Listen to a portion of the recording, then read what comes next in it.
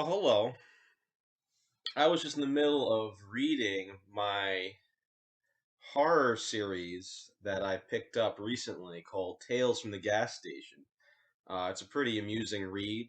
It is a supernatural horror and fantasy novel, and I've been led to this book and other revisiting other stories in lieu of this topic because I have a serious issue with Hollywood's portrayal of the supernatural.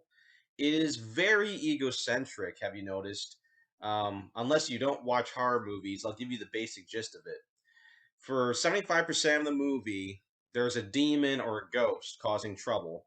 And there is also some kind of doubter and then someone who believes, and they have a fight over which is true. Let me move my logo over here.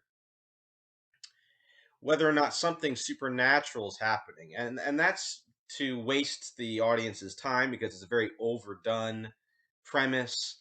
And the demon does a bunch of jump scares, maybe a token one or two people die, and eventually they find the right magic circle or they find a secret of the family past that needs to be burned, and poof, everything is solved. We all go home, the Scooby-Doo mystery is resolved, and that's it. um and it's just so convenient, it's treated pretty much like a Scooby-Doo mystery. It's the supernatural entity is pretty weak. I mean, it can be defeated by people that have no faith and protection or any sort of spiritual protection at all, and they still figure it out. They don't get torn to shreds in the end, which is just brimming with the usual popcorn movie, all is well, good guys always win rubbish that we're used to. I liken it to people who, you hear these stories about people who go to these parks and they keep messing with the bears, right? They keep messing with the bears, and every once in a while you hear someone that gets completely mauled to death by bears. But people still try these stupid tactics like playing dead, or they think, well, bears are nice, maybe we can tame the bears. um I think it stems from that same mentality. We have become so comfortable that we have actually bought into the delusion that nothing bad can happen to us. We're in the 21st century, after all. And unfortunately, although it wasn't always this way, Exorcist movies have adopted this lazy, egocentric, comfortable premise to really, even though it's supposed to spook people, it's really meant to make people not that scared because everyone leaves their seat a little bit disturbed at all the loud sounds and scary graphic noises. But really they're not that disturbed because in the end the demon could be solved by basic human willpower or a magic ritual, nothing involving reformation of life or taking on society's evils or realizing that there's more to the story than meets the eye. Nothing deep, no deep premise. It's just that. And this book that I'm reading, I think, is a very self-aware book. It's a comedy horror fantasy, and if anyone's into horror, fantasy, or comedy, and into just like an entertaining read, you can check it out. Um, it doesn't have any sort of particular religious commentary besides a kooky new age lady who really things don't work out for her that well. There's not really that much religious or moral depth to it, but it definitely highlights the run of the mill supernatural tropes of Hollywood and shines a light on how ridiculous it is and how cookie cutter and point A to point B to point C it is. The first scene in it actually, if they made a movie out of it, it would be an awesome first scene because it's an actual fake out in the first scene where you think the monster's coming, and it completely exposes the ridiculousness of it. And then later another character who tries to exorcise the main character with her own hocus pocus. Things don't go the way she plans. And just the character himself, He reads horror novels because he's stuck in this dead end gas station job, and so he, even though supernatural stuff's happening to him, he's very self aware of the supernatural displayed through fiction. Plus other things, he really isn't the type to suddenly be like the generic horror movie victim. The other things I liked about this story is the entities have different variety of forms. There seems to be like nature spirits, demons, all kinds of things. And again, why are there only two different entities shown in Exorcist movies? Why is it always based off of The Exorcist? It's an intrusive entity that we don't really know where it came from. It just starts popping up because a house is haunted, and it's evil, and it wants to kill everyone. It doesn't want to seduce them to be bad. It just wants to kill. It just wants to rip them to shreds because it's an evil, big bad monster, and that's what it does. Um, and why are the ghosts, if it's a ghost story, why are the ghosts, it's just like why I ask always, the why are the aliens always bad in alien movies? Why are the ghosts always disturbed and causing trouble? Even as a Catholic, this idea that ghosts are always going to be trouble causing spirits is a bunch of hogwash. We do believe in ghosts, and we believe in the souls in purgatory who can be sent to Earth for um, for prayers, asking for prayers, and we pray for them here on this channel, and they've been a great blessing. In fact, they're closer to God than we are. And why is it, if it isn't that, if it isn't a troublesome ghost, why is there always the typical seance witchy lady who has, a medium who can commune with the dead, and she knows exactly what she's doing? There's a few movies that have tackled that, but there's no deceptive spirits that take advantage of her open mindedness, her typical hippie open mindedness. Um, there's no switch up on that premise. That's the new modern horror movies. The medium always knows best, and she knows what to do, not the priest, right? So the medium, who's just an open-minded conduit, who has her own flaky mythology, and is very much like the medium in this book, nothing bad happens to her. She's the wise one, right? Even though there are demons at the same time, somehow she has the power to know how to undo the demons, but not any forces from heaven. Like, it makes no sense. So, Exorcist movies have been very watered down, um, and so have just general haunting movies. And I'd like to read to you an article I found on the director's cut of The Exorcist, which is the movie that really started this whole genre. And there may be some things you don't know about it. I'm watching it, and I'm liking the setup that is in the beginning of the movie and the middle. I think there's some extra information that's very important. Um, Let me just make sure my sound's doing okay. I'm seeing that I have some sound issues. One second. Let me just check here. One second, folks. Oh, we're good. Okay. So, the director's cut of The Exorcist gives a lot more context in the priest in the beginning, where he uncovers Pazuzu's penchant, which is the he uncovers the statuette of Pazuzu, and he has like this face down with the demon. He has this spiritual encounter, and he knows that something bad is happening with this arch demon. It must be a pretty powerful one, because just the way the movie shows what he does, it's pretty bad. And he he has this encounter with the archaeological findings, and what I like about that, which is in both cuts of the movie, is it introduces us to the idea that the demonic can be previously worshipped ancient deities, which is very important for understanding the demonic. Okay, the demonic is very much nested into society and the highest reaches of society. It can create ideologies, it can create religions, it can confuse everyone. And that is the true horror of the demonic. It's one thing to look at a few supernatural diabolical occurrences, but it's another to wonder, well, if the demonic can do that, then what can it do to people who aren't even aware of its presence, right? So that's the part of The Exorcist which I think had the most potential, and I still consider The Exorcist to be the most accurate exorcism movie. It's still not completely there. And the reason for that is because the director's cut and the book is actually meant to go into more detail. And here's what the article says. um, the Exorcist is a work that comes from a devout Catholic via the very particular skills of the somewhat agnostic William Friedkin. So there are two guys named, um, let me just get, Blatty, the writer, he was a Catholic, and then Friedkin is an agnostic.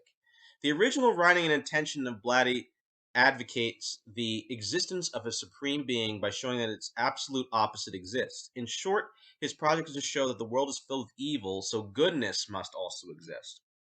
Friedkin approached the project as an exploration of the mystery of the spiritual. He grounds the tale of the possessed Regan in a documentary like exposition, where the physical world cannot resolve her situation. With no physical explanation or solution possible, Friedkin makes the case for something else, something more than psychology or medicine or logistics. The writing, though, comes from another perspective, a view which does not divide the physical and spiritual, a view where evil and good are as much one quality as the other, where evil is not a supernatural invasion and good is not a metaphysical response to it.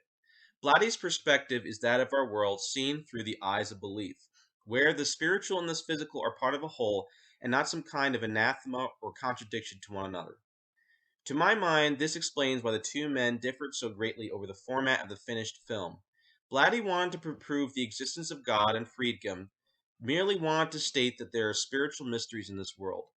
Blatty wanted the film to finish in friendship and an ongoing spiritual goodness, and Friedkin wanted the audience to hold on to their unease as they re enter the presumably physically secure existences. Okay, so the difference between the director's cut is it's showing the build up to the family situation where things are going wrong in the family. They're having lots of fighting, there's a lot of agendas, and then deaths happen in the family. It also goes more into detail as to how the psychiatrist eventually runs out of explanations to what's happening to the mother's daughter in this movie. And at first it could just be a brain synapse, something wrong with her neurologically. The x-rays don't come up with anything. And then he starts believing it's some kind of pathology, even though there's no trauma, but he doesn't want to rule that out completely. Um, and the girl eventually exudes supernatural strength, well, not supernatural, superhuman strength. And he still likens it could be to an adrenaline rush, similar to how mothers can lift giant objects off their children in extreme situations. That has been recorded. It's a very rare instance, but it's possible. And then more things happen which just make absolutely no sense, like the temperature difference and the fact that just if you've seen the movie, you could just horrific things that the girl just complete demonic evil that there's clearly no way where a little girl could say such things and do such things. And that's the point of the movie, right? The point of the movie is to show that there's stuff we can't understand. However, um, if you look closely, you can see the string of events leading up to the possession, where there's the girls playing with the Ouija board. She has her imaginary friend, Captain Howdy, and there's also things happening with the detective, who I think is given a little bit more um, screen time, and he's an important character in the book, where there's a black mass suddenly happening. There's just ritualistic murders that are just coming out of nowhere. around the neighborhood of the girl. And it seems as if the entity is not just affecting the girl, but she's affecting everyone around her. That I think is the greatest strength to the story, The Exorcist. It is showing the holistic, it begins to show at least, the holistic situation of the demonic appearing on the scene, particularly a really powerful demonic entity, right? Not a shoulder devil, which are also pretty bad, but some kind of principality or in between, something that is affecting the whole neighborhood. However, that's where the similarities, I think, drop off to real exorcisms and to the issue with The Exorcist. The Exorcist gets close, but if you look up what real exorcists say, there are some key differences. And I think the most popular exorcist right now is Father Chad Ripperger. You can look up; he's very open about his experiences. There's tons of videos about what he encounters when he does exorcism. So the first, I think, difference is yes, there are supernatural occurrences that must be ruled out. So the movie got that right. For example, superhuman strength, knowing things that the patient cannot know, preternatural knowledge. Levitation is actually pretty rare, but the face morphing into something demonic and inhuman, um, probably some of the crazy stunts pulled off in this movie are possible, but probably have never been recorded that anyone done that before. But there's other stuff that's equally bizarre. Um, Things like that, which just can't be explained, are usually what exorcists have to look for. And there's usually a very long investigation. Now, to be fair, the movie came out in a time where psychology was taking over, and even the characters in the book, like the priests, are very skeptical because this was during the time where the psychology takeover of the church was happening, which may have some demonic origins. We talk about this on Utopia. The idea of not believing in the devil working much at all is a work of the devil, but we'll get into that later. Um, However, the problem is where the pacing happens. The pacing of the exorcism in The Exorcist is way too quick for the actual exorcisms that Father Chad Ripperger gets involved in. Okay, if anything, it would be best done in an HBO show. Now I know there was an HBO show based off The Exorcist, or a Fox show, excuse me, based off The Exorcist. It was well done, but very theologically incorrect and even more inaccurate. Because again, they're attached to this idea that presto chango, demon be gone. And if it isn't gone, then this must be some kind of super demon. And it's a very rare case. Usually, with some holy water and some prayers overnight, the demon will go away. That is not the case. The demonic usually takes many years these days, or many months, to be rid of. Whether it be demonic possession, oppression, or fighting temptation, it can be a very long period of time. The other issue is The Exorcist really doesn't address the core issue of all demonic activity, which is human involvement. Okay? And even though implicitly the family in The Exorcist gains faith, um, in the supernatural and in God, it's very much, and I think in the novel, it's even more implicitly shown.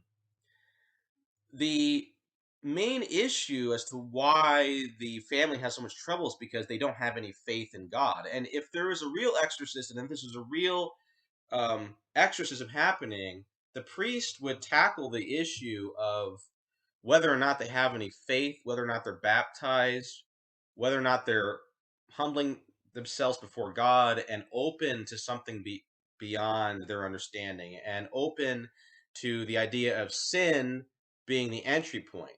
Now, what happens in The Exorcist with the Ouija board, yes, is an issue, um, with many people, Ouija boards are considered a doorway to the demonic by exorcists. Now, many people still think it's a harmless game, and I'm not here to completely convince you left or right on that because that would take another whole show to explain how portals work.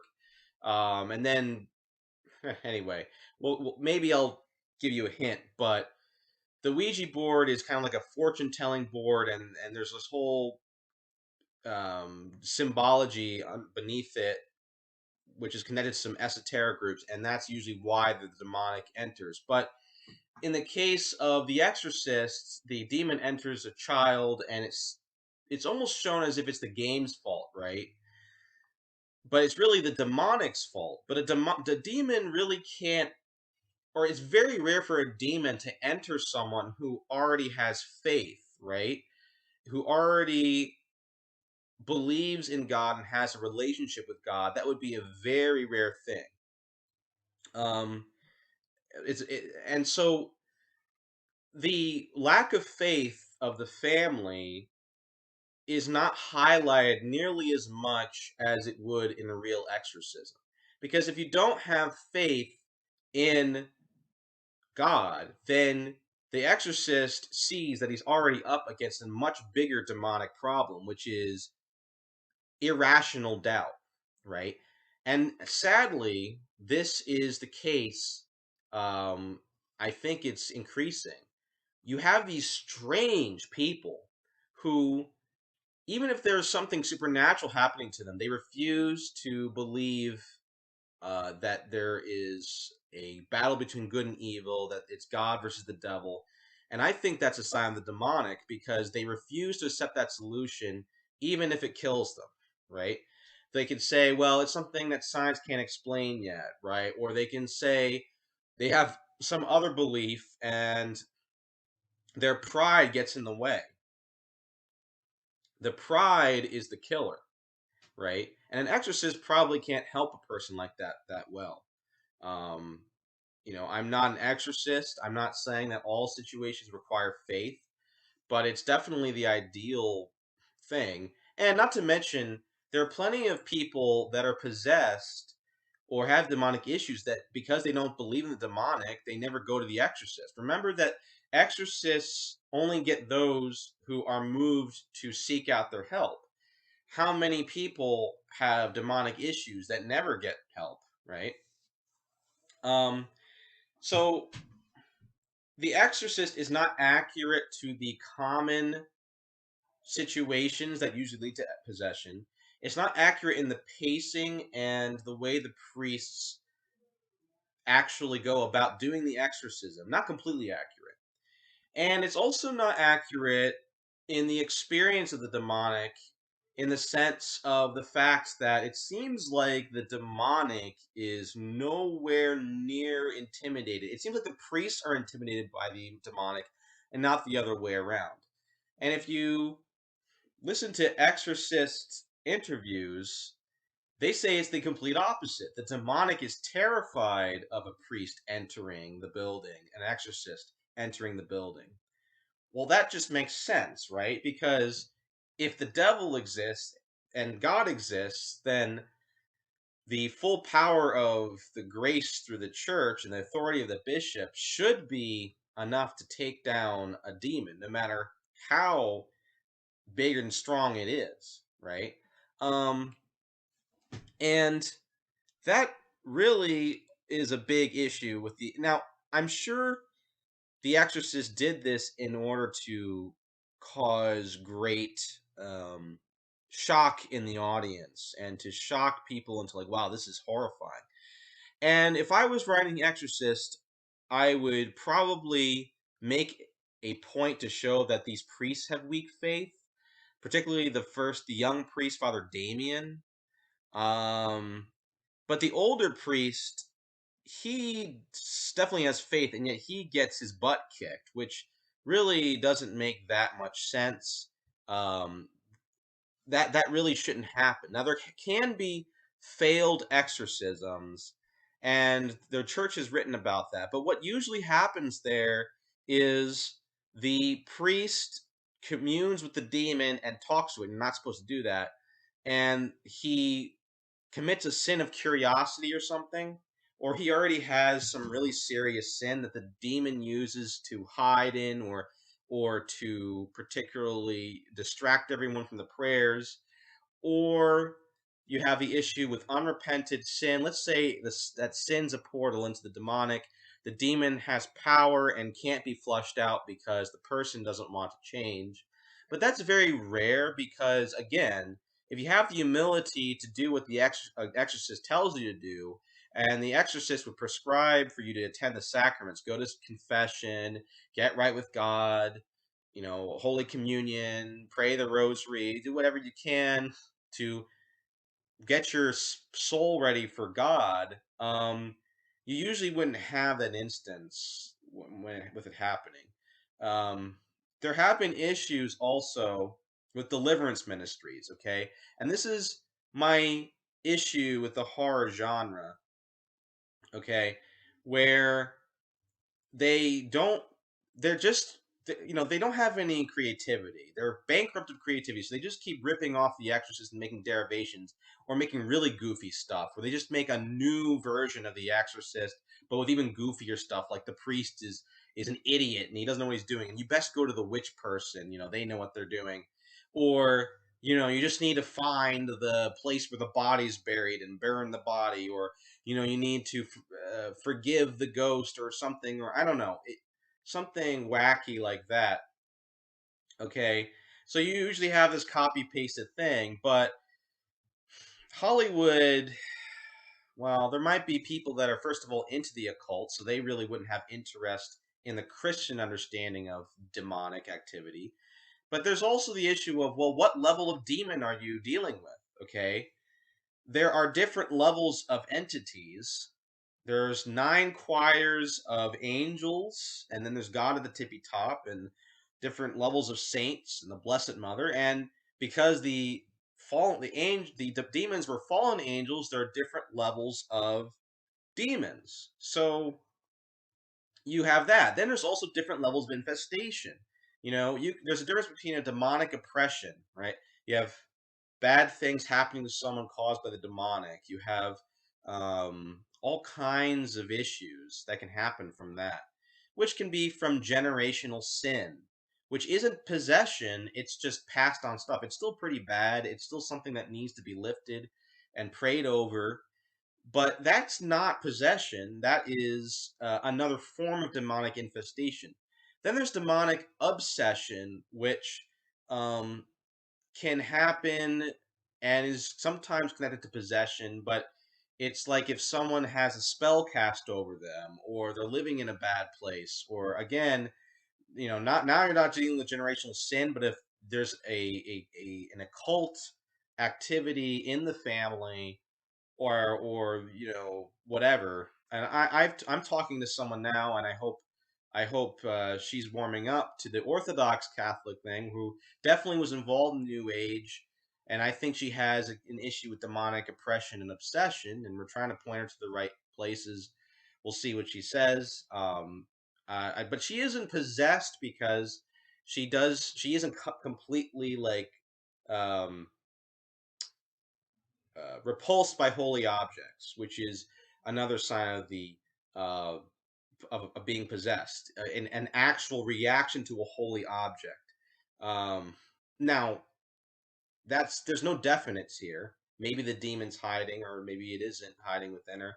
But I've been giving her advice, and there's another person in our group who's dealing with another person who may be going more towards the possessed side. It's very sadly, but there's different levels of infestation, and then there's different levels of demons. Okay, and um, that just shows how ignorant and lacking creativity these Exorcist movies are, right?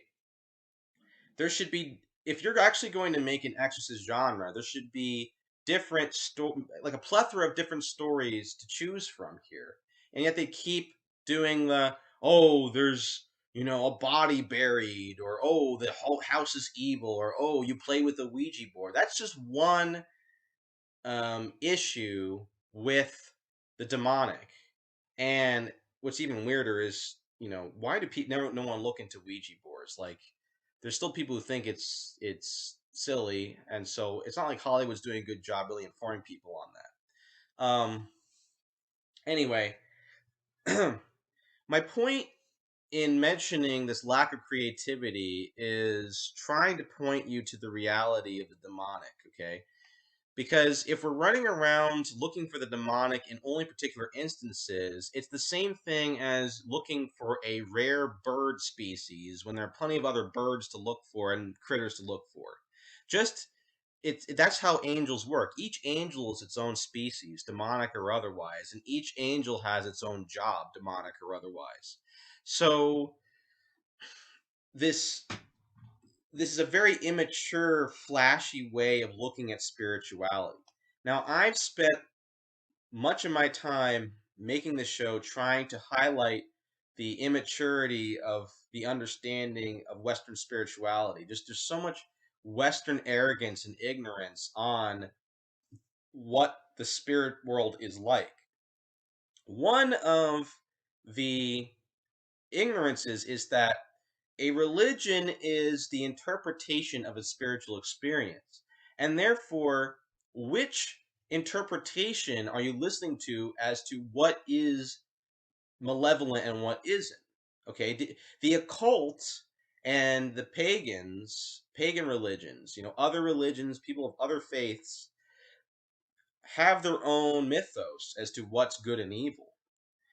And that is completely, uh, the devil's literally in the details, right? This is why, if you don't know, some people in other religions and denominations still come to exorcists in the Catholic Church to help with issues they don't understand. Okay? So, the first level of demonic infestation usually involves something called deliverance. Deliverance ministries are mostly found in the Protestant circles, although devout Catholics also can do deliverance. And deliverance is a very common thing. We all need deliverance, in my opinion, because the devil is tugging at us in some way or another. If you're a living, breathing, mortal human being on earth, the devil's working on you until you're kicking up daisies and you're judged by God, and hopefully you make it to the good place, right? So, deliverance could involve different issues where things are not going well in life and you need prayers and you need to be delivered from a particular habit or external threat to your finances, health, mental health, things happening. And there's usually all is needed is a good, solid group of Orthodox Christians praying together. And there are demons, but these are lower level demons. I know a guy who's into deliverance, and he sent me a PDF, and they are pretty well acquainted with the difference between a prince, a demon prince, a principality, or something like that, or a full on possession, and standard deliverance. Um, in deliverance, not only are you usually dealing with lower level demons, but also dealing with a lower level hold on that human because of different factors. So someone who has, let's say, an issue with a sin, like let's say gluttony, um, it may be mostly their fault and they need to come to their faith more, and there might be a demon tempting them, and there's a problem with gluttony in the family, okay? And there's definitely some pattern there that needs to be broken and he needs to be liberated. But all he needs to do is to find a good group of Christians, pray, commit himself to more prayer, do what he has to do, work out his salvation in fear and trembling, and really do his best, and he's delivered. There's no writhing around, there's nothing like that. Alcoholism is another big one, right? Different kinds of drug addictions, which are pretty bad. And I'd say that's on the higher end of difficulty for a deliverance. Addiction is very strange. Addiction might be one of those unknowns. Like, where does that lie? Could that be a possession? Is that a demonic obsession? It could be. We're not sure. But deliverance ministries usually cover that. However, if a person A is is so broken down that they give consent to a demon, um, and they're possessed. There have been instances where deliverance ministry get completely overwhelmed because they need a higher authority from the church to exorcise a demon, which is very scary. It's like, wow, like regular prayer can't stop this. And there's many reasons as to why that is, but if someone's giving consent or has involved themselves in godly powers and consorting with demons, they usually have a much tighter stranglehold on their soul with the demon, right? There might be a pact or something. And because they've given permission, that demon has more power. So when we're looking at it, we're not looking at it like, oh, demons are nothing. Demons ain't squat, and they can't mess us up because this is a Hollywood movie, and all we have to do is find the right thing to do, or because all we have to do is wave our hand over the person, pray the right, and then it's poof, overnight gone. Demons are angels; they are a higher order of things, and if an angel is unleashed, if for whatever reason, if God allowed an angel to be completely unleashed um, on humans, we would be killed instantly. Okay, that's the truth. That's the truth of the demonic. And even an exorcist said, a demon once said, if you didn't have power, I'd snap your neck like that.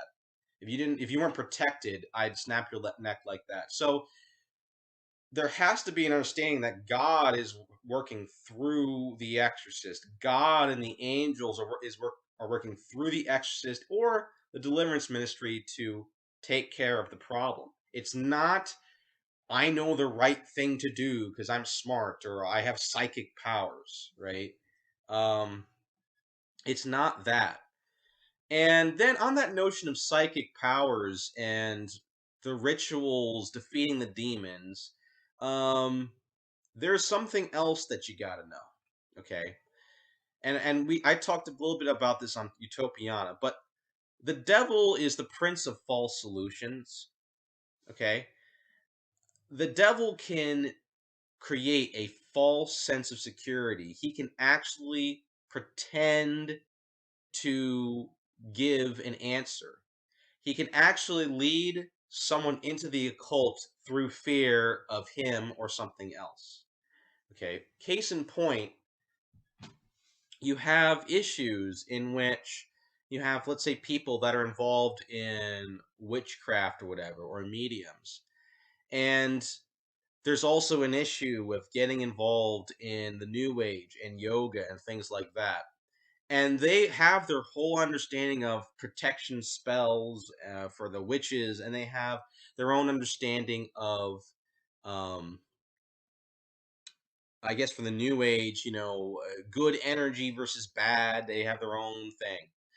But the truth of the matter is, this is the same mentality of the stupid urban, urban Western tourists in the woods thinking that they can charm the wolf or talk to the wolf, and maybe the bear isn't so bad, and then they get mauled. Okay, it's this. It's really that dumb, if not worse, right? It's literally the same as seeing a few horse whisperer movies, charming trees, and thinking you can go sit with lions and stuff like that. Some people have gotten away with it, and I think it's very dangerous. I've seen those videos where people figure out how to play with wolves and things. Well, those people are probably very trained experts on that, or they're very lucky. But there's been plenty of other cases where that tiger just rips people to shreds because it's a wild animal. And the devil would love for people to believe that in their own arrogance, a silly little magic circle or ritual or whatever is going to stop an entity that is way more dangerous than a raging hippopotamus, right? So playing you're just playing in a sandbox. It's like a bunch of little kids thinking that they're actually superheroes and they can fly, but then they take it to adulthood. Okay, do you understand it? Get real with the universe here, okay? if a virus can take us out, imagine what a demon can do. A demon who is, so much smarter than the worst of evil genius intellects, right? We know about malevolent, narcissistic people who are smart, who can take advantage of others, right?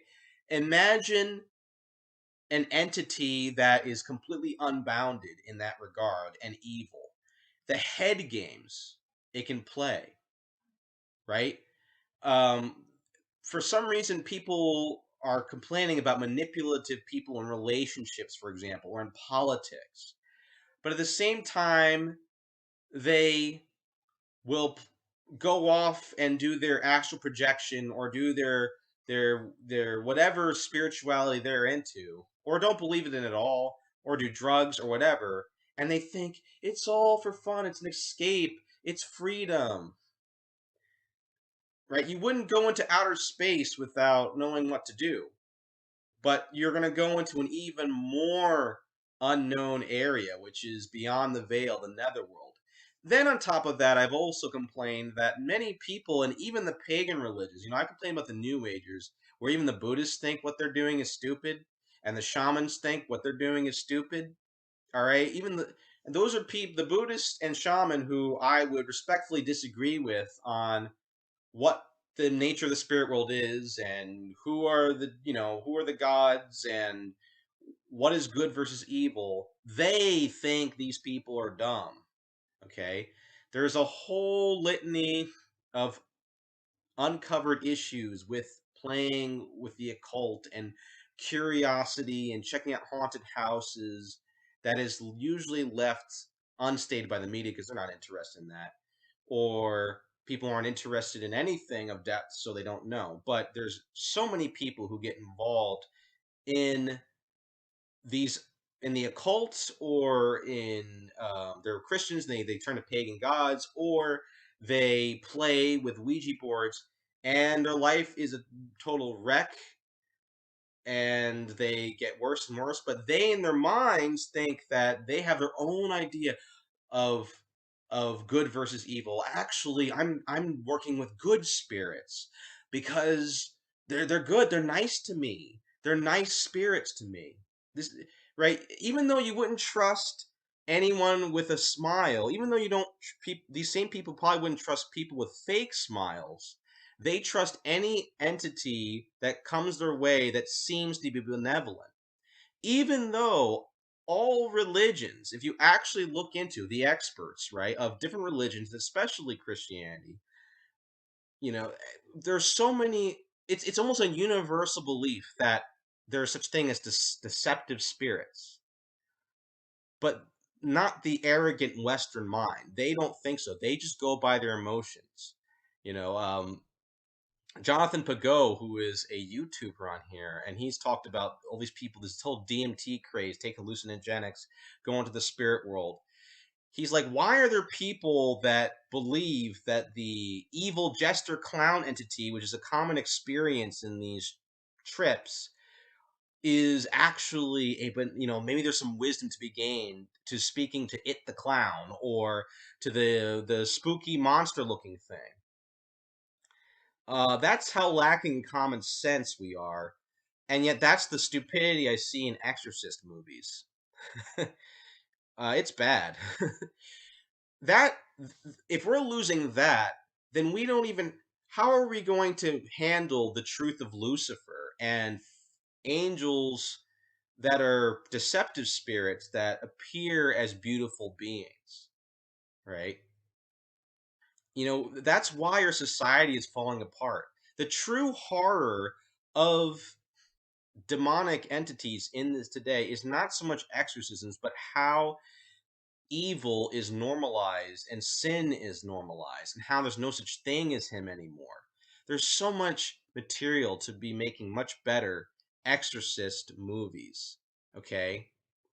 Now there's been bits and pieces in other exorcist movies, and I'll name a few. There's one movie which is the worst exorcist movie ever, but has a good ending, called Stigmata, made in 1999, which is a Gnostic movie. And interestingly enough, the premise of the movie is demonic, in my opinion. or diluted or misguided. It's a very Gnostic premise. It's about the Gospel of Thomas. Basically, this random lady in New York City gets possessed by an angel of God to challenge the church through the one of the extra canonical texts called the Gospel of Thomas, which has something about how God is everywhere, so there's no need for churches, which is a whole big theological misunderstanding on God's omnipresence. But anyway, then like the priest is evil and tries to exorcise the angel. How and like the exorcism that happens, somehow the angel is being affected by the priest's power, which doesn't make any sense because if it's from God, then it wouldn't be affected. Why would God even send? God doesn't send angels to possess people. He sends the Holy Spirit, the third person of the Trinity. So that makes no sense. However, terrible movie, terrible premise, but the ending is actually really randomly pretty good. Where after the exorcism, the woman comes out filled with peace, filled with light. It's very beautiful. Just check out the ending. Ignore the entire rest of the movie, and she comes out much closer to God. Okay, that is actually one of the most accurate. I don't know if it's by mistake or not. Most accurate depictions of a successful exorcism. It's a hopeful message that in the end, the person gets much closer to God. Okay, so that's actually getting closer. Another example of the demonic, again, this is a popcorn movie. It exaggerates the power of the devil. It's not as bad as Stigmata, but there's one with Keanu Reeves, and it's called The Devil's Advocate with Al Pacino as the devil. And then Al Pacino has this speech in Devil's Advocate, which has a very demonic, Satanist, um, very Satanist orthodox understanding of how the devil whispers in everyone's um, ear. Right. This is very much Paradise Lost, Dante's Inferno, um, understanding of how meth or Faustian understanding of the demonic. Okay, so he says, God, I'll tell you, give you a little inside information about God. God likes to watch. He's a prankster. Think about it. He gives man instincts. He gives you this extraordinary gift, and then what does he do? I swear for his own amusement, his own private cosmic gag reel, he sets the rules in opposition. It's the goof of all time. Look, but don't touch. Touch, but don't taste. Taste, don't swallow. And while you're jumping from one foot to the next, what is he doing? He's laughing his sick effing ass off. He's a tight ass, he's a sadist, right? That is a very accurate depiction of a demonic message that Satan not only tells people, but I think Satan actually believes. Okay, so he's saying that God is just like this irrational grandpa in the sky, Zeus. There's no rhyme or reason as to why he gives us commands. He's just a party pooper. He's a stiff. He's almost like it could be almost said that he's almost malevolent in his own way, or it doesn't make any sense, or maybe he doesn't exist because why do we have all these good things, pleasurable things? Why do we have to not take the apple from the tree in the Garden of Eden, right? Why not sin? Okay. That is much closer. The rest of the movie, I mean, the whole thing could be even it's actually might be a metaphysical dream because I think it's tapping into the whole Matrix thing, right? Because Keanu Reeves in the Matrix, I think it was kind of a tribute to the Matrix, but that was a pretty good showing of the demonic, right? And that's my point. There should be more Exorcist movies showing that what what the original writer of the Exorcist wanted to show, and I think he was on the way to doing it, but then like in the movies it kind of fell flat, right? Which is the Catholic Orthodox Christian understanding of the demonic, is that it's intertwined with our reality and our daily life, and it's hiding in plain sight, right? How does someone get possessed? They listen to Al Pacino in their head. They listen, well, why can't I, you know, get involved in witchcraft? Why can't I do some kind of demonic pact for money? Why can't I commit this mortal sin? Why can't I be rebellious? What if God is just like with the serpent saying, what if God isn't doesn't really care that much about sin, or maybe God is he's actually on the bad side. Maybe the devil's the good guy. Yes, there are people who are actually believing this. It could also be things like generational sin. Where are the stories about that, right?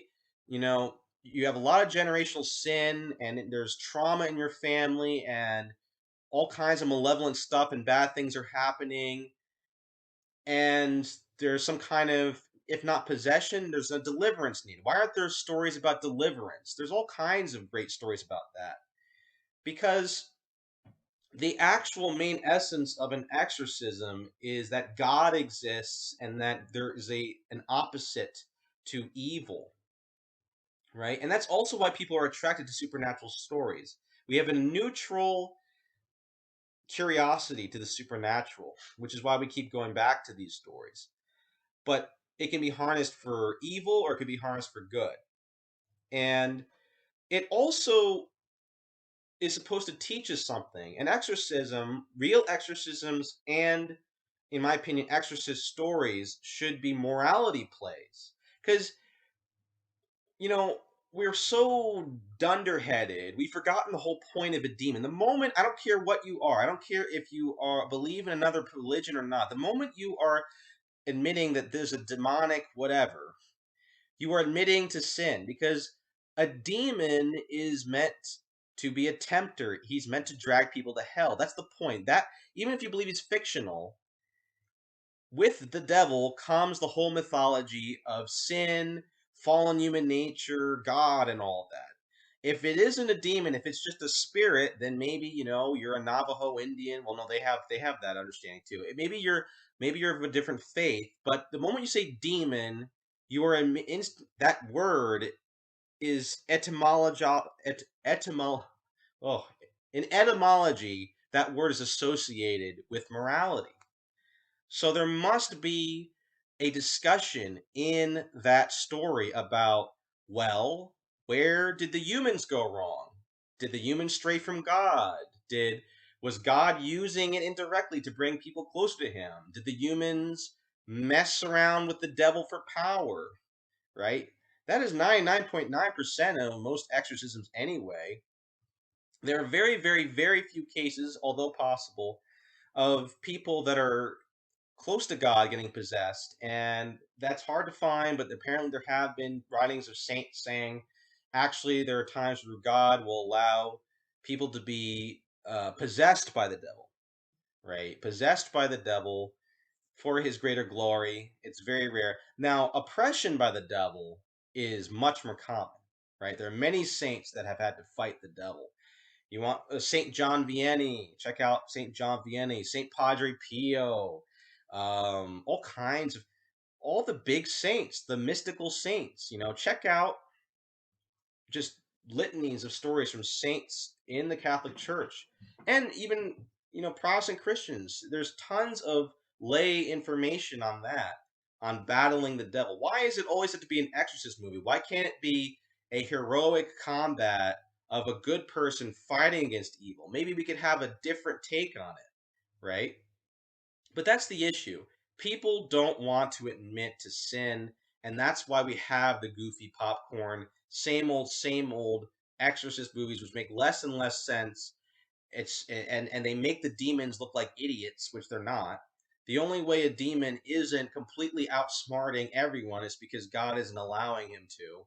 And they do outsmart people. But anyway, but that's the issue. Now, lastly, we have to understand the true nature of the devil, which is pride. And um, if you really wanted a horrific story, it would have to be about his essence, which is Lucifer's essence is pride. Pride is what made him fall.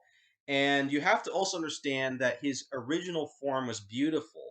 His original form was beautiful but arrogant, right? He had a fatal flaw.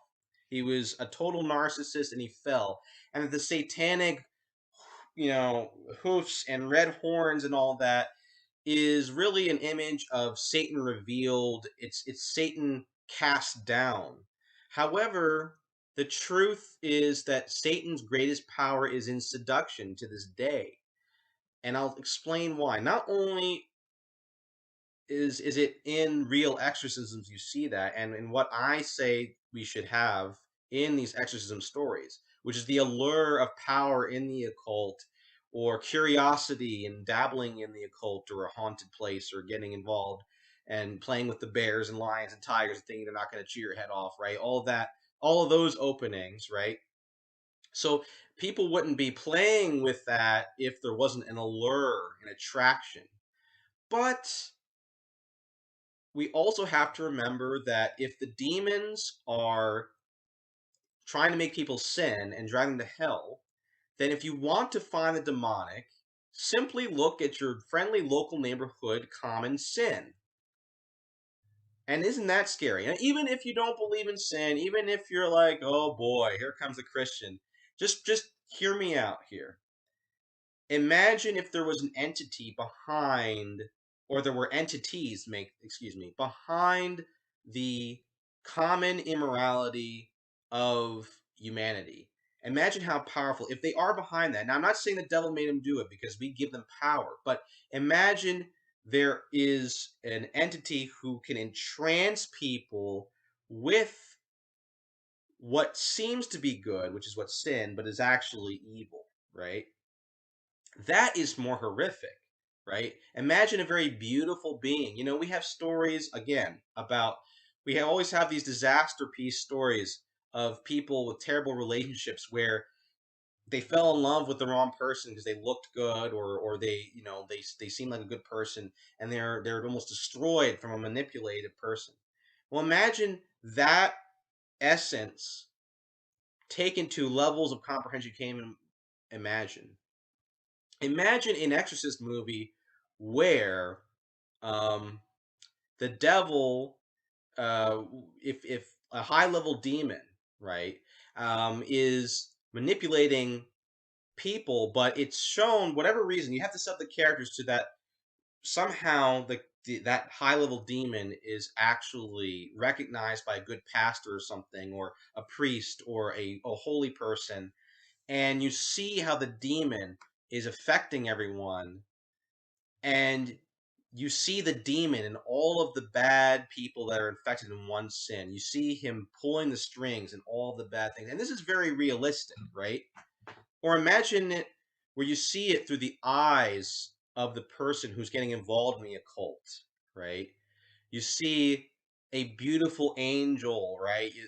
And you can, and this is actually true, right? The people that get involved in the occult usually they don't do it for no reason. Either they're doing it for power and they think they don't believe in God and any sort of repercussions. So that's usually the Satanism, black magic, left hand path stuff. Or most of them get involved because it feels pretty good and they actually meet some seemingly nice guys, some beautiful, loving. You have all kinds of religions that, like for example, the Druids in Ireland and other religions have believed in entities that were benevolent, but eventually ended up asking for sacrifice or something. But even in the occult today, look up the art of Alex Gray, he never got into the occult from my understanding, but he involved himself in some mind expanding drugs. And I wish I could reach out to him. He doesn't seem like a bad guy, but I'm like, bro, from looking at some of these paintings, you might have been meeting some bad hombres, beautiful angels, and it looks very trippy and all that. Well, how would the devil be able to entice anyone if he showed himself in a scary way, right? Even if that's his true nature, how would he get anyone to do anything that bad? And you don't even have to create a Hollywood movie, even though I do think there should be that I think that would be an awesome movie because it shows kind of the super villainous nature of the devil, and it also would have a lot more depth. This kooky idea of villains are always scary people that are like Genghis Khan. The worst villains have usually shown themselves as benevolent do-gooders. It's prophesied that the Antichrist will be someone like that. Adolf Hitler is a type of the Antichrist, right? We all think of Adolf Hitler as the scary man who killed Jews, but he kept that under wraps from a lot of people. And remember, if you really look into the history of Adolf Hitler, he seemed like a very, very smart, benevolent leader for Germany. He even wasn't completely against Christianity as long as it was following the state.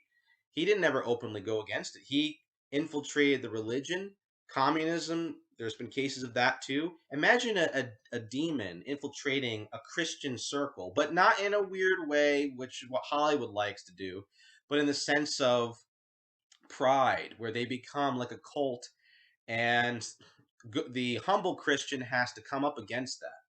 And believe it or not, what I just said there is can be very often a reality. Look at the Waco, Texas incident with the Davidians. There's all kinds of crazy groups that have, in the church and outside of the church, like the flagellants and all kinds of extremists that have come of that spiritual pride, right? And he can actually deceive people that think they're being holy, right? And lastly, what about a demon or a story of a demon who creates some crazy trend in the society, which eventually leads to people sacrificing children, unborn children, let's say? What about that? What about a story written kind of like C.S. Lewis's Screw Tape Letters, where the demon is always shown to be enticing until the last minute? See, that's more realistic. Um, you don't even need, again, you don't need an extraordinary experience. You just need to look at sin. How does sin look? Pick your poison here. How does sin look? It looks beautiful. It looks beautiful at first to be filled with pride and to think you are truly you're on top, you're the king. It's beautiful, of course the most obvious lust, right? It's enticing. That's the most on the nose one. But it could be greed. It's always beautiful. Imagine how seemingly beautiful the entities behind that are. And like it says here, just to back up what I'm saying, to show that, again, this is the way we should be looking at the demonic. Um, Let me just pull up the passage here. All right, it's a famous passage, but no one. Ephesians 6:12, right? So I have the full translation here. This is my favorite translation. Let me get Ephesians 6:12.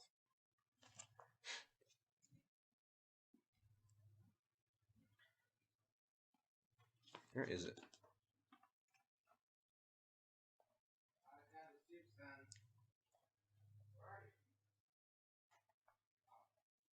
Get the translation here.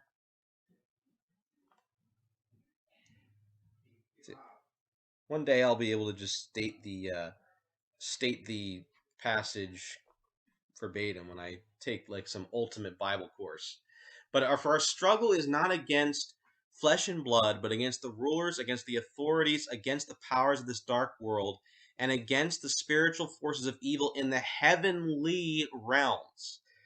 Please pay attention to that. This dark world, okay? He's not saying the demonic is just the dark one. The world is the dark one, right? Which means what we consider usually good is actually dark. When they mean the world, they mean like the trends of the world, what is usually taken as normative. Okay? Um then you have heavenly places. He didn't say so he didn't say heaven, he said heavenly. So something that seems like heaven. The spiritual forces of evil in the heavenly realm. So right there he's saying St. Paul's saying they show themselves as heavenly. That is the crux of the matter. All right. And that is much more entwined with the reality of our issues as human beings. And that also makes it a lot scarier. So it would make for not only better stories, it would make for a more deep understanding and deeper storytelling for these stories. Even lastly, and hi, Sissy Brooks, it seems um, you have some experience with that. It seems that the devil himself is not mocked enough, and he isn't shown as the big hypocrite and ironic failure that he is. And without understanding the hypocrisy of the devil, we can't often understand God. I think he's a great way to understand God and understand spiritual warfare. If you understand the devil as a false light who was filled with himself out of pride and is envious, and he's a big hypocrite, and he's envious of God and the people that chose the right path, they chose the right thing to do, they chose God and humbled themselves, then you can reverse that and see what is the true light then. Okay, another problem is they have the exorcist says his prayers, and it's just raw power, and the devil screams and he leaves, right? But they never show, in my opinion, outside of a few movies, they never show the peace of God and the beauty of God that replaces the devil. And I think a really good movie would be to show someone like what Sissy Brooks is talking about in the chat. Well, I didn't have the chat room, but there's a commenter here. She shows up, and it seems that she had some experience. But there should be a story where the person encounters the devil, who seems like a beautiful angel, and she goes through a whole ideology which of the occult, but it turns out he's a liar, and he messes up her life, or his life. And this is a very common story, by the way. There's plenty of stories that are like this. And eventually she or he realizes they have an issue, and they go to an exorcist or whatever. And after the exorcism is done, they have an encounter with Christ, or God the Father, the Holy Spirit, or maybe a real angel, whatever it is. And they see that the true heaven, right? They see the true light, which is even more beautiful than God, but missing the pride, missing the selfishness. Now they enter at the end of the story into mysticism. They go from magic to mysticism. They find something even deeper. And this is actually a very common story. Many people who are delivered from demonic problems become super saints, right? And because they were fervorous but misdirected, they they get their energy channeled towards something good. So there's usually a very hopeful message even there, even if it's someone like it's a Satanist or something. I mean, wasn't Saint Paul? He was a persecutor of the Christians, and because he had a natural fervor, but it was misdirected. He was then, he was changed from Saul to Paul. Right, his weakness was made into strength, and he became a great evangelist and one of the holiest saints out there. We're talking a super saint, right? So that's another thing. There should be a hopeful message that it's not like you give up the one thing that seemed fun, and you left with nothing. You give up the darkness for something even better, because the devil was trying to take you away from the true light. And if we don't have that, how can we answer Al Pacino's question, or excuse me, speech in The Devil's Advocate, that God just wants to, he's just a party pooper. There's nothing, he just wants you to um, see but don't touch, right? So that's my premise for the show. I go over time, but it seems like maybe 1 hour and 10 minutes. That's my experience as a Christian, right? I experienced the beauty of God in prayer, and I can see that the devil was definitely someone who exalted himself and didn't see the where his own true beauty came from, which was God, who was the source of beauty, right? And I definitely have a problem with people who think that it's just, after, if you're delivered from the devil, you just become a straight laced leave it to beaver, boring person. No, what it is you're delivered from that delusion. You're drawn into something even greater. And that should be the case with all Christians. Any Christians that are not reflecting that have an issue. They might be a little bit deceived themselves because if they don't see, well, what's the point of giving up darkness? Then they miss the point of Christianity. They're just kind of following the law. You know, you're supposed to have a relationship with Christ. And there's plenty of passages in the Bible which show that.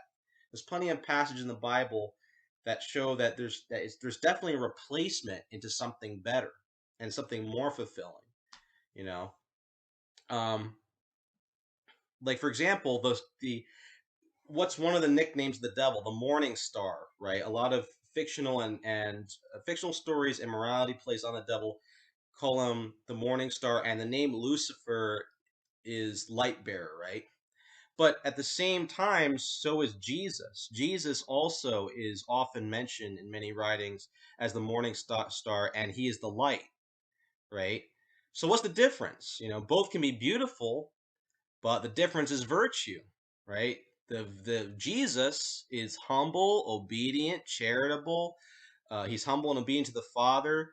He's selfless. He isn't trying.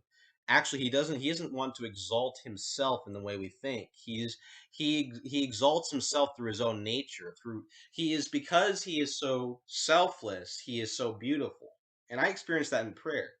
Whereas the devil, he invokes spirituality where it's all about him and exalting the self, right?